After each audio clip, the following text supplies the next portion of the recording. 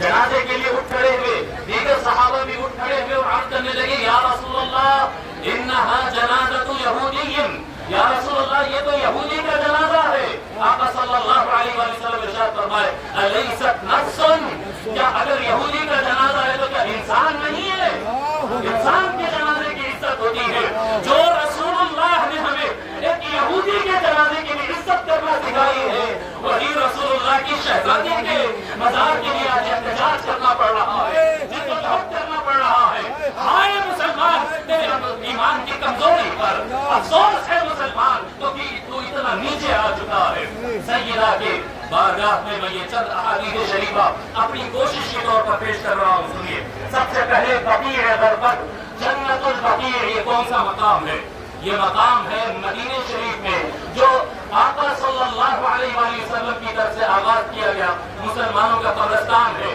उस कब्रिस्तान से सरकार की निस्बत ये है कि इमाम तिर्मिज़ी रिवायत करते हैं, हज़रत अब्दुल्लाह इब्न अब्बास रज़ियल्लाहु तआला फरमाते हैं, रसूल अकरम सल्लल्लाहु अलैहि वसल्लम बिक़ुबूरिल मदीना, मदीने के कब्रिस्तान के पास से गुजरे, फ़अक़बल अलैहिम बिवजहिही, आका सल्लल्लाहु अलैहि वसल्लम उस जन्नतुल बकीअ की तरफ, उन कुबूर की तरफ अपना चेहरा करते और कहते, अस्सलामु अलैकुम या अहलल कुबूर, ऐ मदीने के कब्रिस्तान में बसने वालों, तुम पर सलाम हो। यग़फिरुल्लाहु लना व लकुम, अंतुम सलफुना व नहनु बिल अथर। आका सल्लल्लाहु अलैहि वसल्लम अहले बकीअ के लिए सलाम भेजते और उनके लिए दुआ करते। दूसरी हदीस शरीफा में आता है, जिसको उम्मुल मोमिनीन आयशा रज़ियल्लाहु तआला अन्हा रिवायत फरमाती कहती है कि जिब्राईल अलैहिस्सलाम आए और अर्ज़ करने लगे, इन्ना रब्बका यअमुरुका अन तअतिया अहलल बकीअ, अल्लाह का हुक्म है, ऐ महबूब, ऐ नबी अकरम, ये अल्लाह का हुक्म है कि जन्नतुल बकीअ को जाओ। बकीअ की ज़ियारत करना रसूलुल्लाह को हुक्म दे रहा है अल्लाह तआला। फरमाया, इन्ना रब्बका यअमुरुका अन तअतिया अहलल बकीअ फतस्तग़फिर लहुम, ऐ मेरे महबूब रसूलुल्लाह, उठो, जाओ, अहले बकीअ के लिए दुआ करो, उनके लिए मग़फ़िरत तलब करो। क़ूली अस्सलामु अला अहली दियार, आका सल्लल्लाहु अलैहि वसल्लम हमेशा उन पर सलाम भेजते रहने का हुक्म फरमाए। ये मकाम है जन्नतुल बकीअ का। बाकी सारे कब्रिस्तानों को सुन्नत की इत्तिबा में सलाम किया जाता है। जन्नतुल बकीअ को वाहिद कब्रिस्तान है जिसको बराह रास्त आका सल्लल्लाहु अलैहि वसल्लम सलाम पेश किया करते हैं। फिर हज़रत अबू मुहैमिन, अच्छा, उम्मुल मोमिनीन आयशा की एक और रिवायत है जिसको इमाम मुस्लिम रिवायत करते हैं, फरमाते हैं, उम्मुल मोमिनीन आयशा फरमाती है, काना रसूलुल्लाह सल्लल्लाहु अलैहि वसल्लम कुल्लमा काना लैलतहा मिन रसूलिल्लाह यखरुजु इला आखिरिल लैलिल बकीअ, आका सल्लल्लाहु अलैहि वसल्लम एक आध मरतबा, दो मरतबा नहीं जाते थे, एक मरतबा, दो मरतबा नहीं जाते थे बकीअ को, बल्कि जब जब उम्मुल मोमिनीन आयशा का मौका होता, यानी कम से कम हफ्ते में एक मरतबा आका सल्लल्लाहु अलैहि वसल्लम बकीअ गरक़द पर सलाम पेश किया करते, सलाम पेश करते। रसूलुल्लाह का सलाम है। और एक मरतबा का अजीब बात आपको सुना दूं, इसको इमाम अहमद बिन हंबल ने अपनी अल-मुस्नद में रिवायत किया है। हज़रत अबू मुवैहिबा रज़ियल्लाहु तआला जो रसूलुल्लाह के खादिम है, वो फरमाते हैं कि अल्लाह के रसूल सल्लल्लाहु अलैहि वसल्लम को हुक्म आया कि अहलुल बकीअ के लिए, जन्नतुल बकीअ वालों के लिए दुआ करो। तो आप पता है क्या किया सरकार सल्लल्लाहु अलैहि वसल्लम ने? एक ही रात में आका सल्लल्लाहु अलैहि वसल्लम जन्नतुल बकीअ के अहलियान के लिए, जन्नतुल बकीअ के लिए तीन मरतबा दुआ किए हैं। सरकार जाते, दुआ करते, पलक चलाते, फिर जाते, दुआ करते, पलक चलाते। इन जालिमों ने ये लिहाज नहीं किया कि एक रात में जिन पर आका सल्लल्लाहु अलैहि वसल्लम जिनके लिए तीन मरतबा दुआ कर रहे हैं, उनके मज़ारात को मुनज़्ज़म करते हुए इन्होंने लिहाज नहीं किया। हज़रत उम्मे क़ैस रज़ियल्लाहु तआला रिवायत फरमाती है, बकीअ से मुताल्लिक़ आखिरी रिवायत अच्छी फरमाते हैं, आका सल्लल्लाहु अलैहि वसल्लम एक मरतबा उम्मे क़ैस को साथ में लेकर जन्नतुल बकीअ कब्रिस्तान को पहुंचे हैं और फरमाया, अतरैना हाज़िहिल मक़बरा, ऐ उम्मे क़ैस, क्या तुम देखती हो ये कब्रिस्तान? ये बकीअ है, इसको नॉर्मल कब्रिस्तान नहीं समझना। या रसूलुल्लाह, क्या होगा इस कब्रिस्तान के अंदर? आका सल्लल्लाहु अलैहि वसल्लम फरमाते हैं, युबअतु मिन्हा 70,000 यौमल क़ियामा, इस कब्रिस्तान से 70,000 ऐसे लोग उठेंगे क़ियामत के दिन जो 14वीं चांद की तरह चमकते रहेंगे और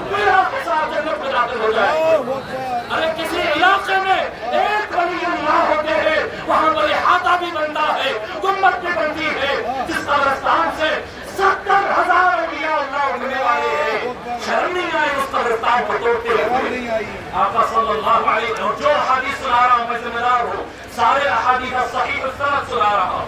پھر سیدہ فاطمہ, ہائے نہ قسمت جنت البقیع ہے تیری, ہائے تیری قسمت, کیا شان تیری قسمت کہ تجھے تیرے اندر سیدہ فاطمہ نے آرام فرمایا ہے.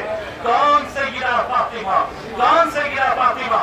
ام المؤمنین عائشہ فرماتی ہے ما رأيت احدا كان اشبه كلاما وحديثا لرسول الله. میں ام المؤمنین عائشہ کہتی ہے میں نے رسول اللہ صلی اللہ علیہ وآلہ وسلم سے سب سے زیادہ میچ کرتے ہوئے مشابہت رکھنے والی گفتگو میں, بات چیت میں, خطاب میں اگر سب سے زیادہ کوئی رسول اللہ کی طرح ہے تو وہ سیدہ فاطمہ ہے.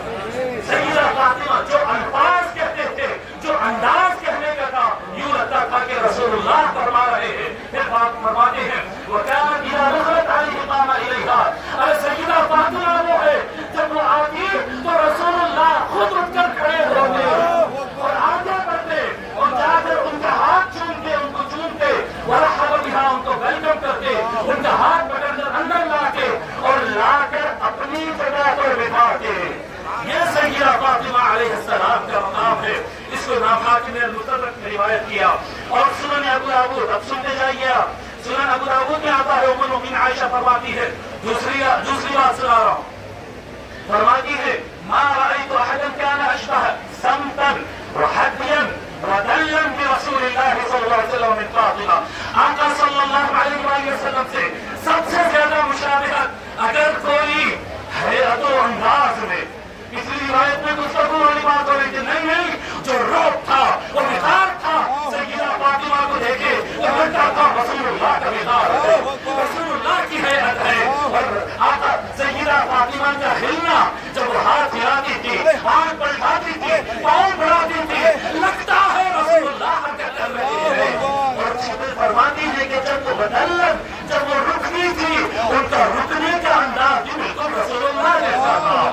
ام المؤمنین عائشہ فرماتی اب یہ کیا ہو گیا صاحب, گفتگو, ورڈز کا سلیکشن, حرکت کرنا, حرکت کا رکنا, حیات اور مقدار, یہ سب ظاہر ہے. یہ ابھی باطن اور اندر کی بات نہیں ہوئی.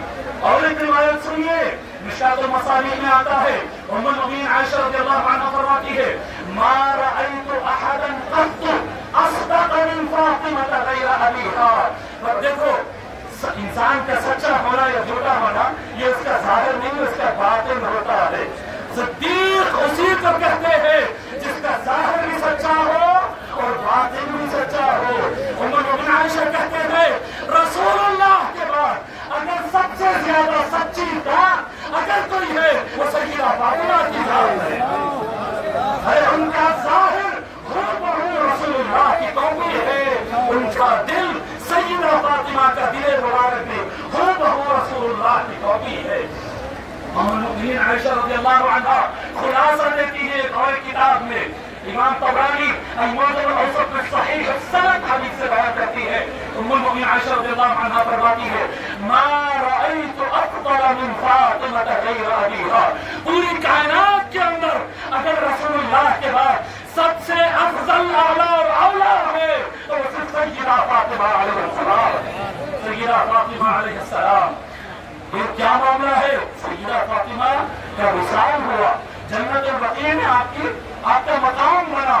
حضرت مصعب بن مخرمہ, متفق علیہ بخاری اور مسلم کی, حضرت مصعب بن مخرمہ رضی اللہ تعالیٰ کہتے ہیں رسول اکرم صلی اللہ علیہ وآلہ وسلم نے فرمایا انما فاطمہ بضعۃ منی, بے شک فاطمہ کچھ اور نہیں, صرف میرے جگر کا ٹکڑا ہے. سر سے پیر تک فاطمہ کچھ اور نہیں, میرے جسم کا حصہ ہے. یؤذینی ما آذاہا, جو چیز سیدہ کو تکلیف دے گی سن لو وہ رسول اللہ کو تکلیف دے گی, رسول اللہ کو تکلیف دے گی.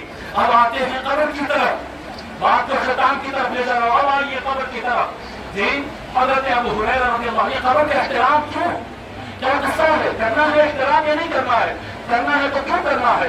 حضرت ابو ہریرہ رضی اللہ تعالیٰ فرماتے ہیں کہ رسول اکرم صلی اللہ علیہ وسلم فرماتے ہیں لَأَن يَجْلِسَ أَحَدُكُمْ عَلَى جَمْرَةٍ فَتَحْرِقَ ثِيَابَهُ فَتَخْلُصُ إِلَى جَلْدِهِ خَيْرٌ مِّنْ أَن يَجْلِسَ عَلَى قَبْرٍ. امام مسلم کی صحیح سند روایت کہ کوئی آدمی کسی قبر پر بیٹھے اور اس سے کیا کہتے ہیں کسی انگارے پر بیٹھے جس کی وجہ سے اس کے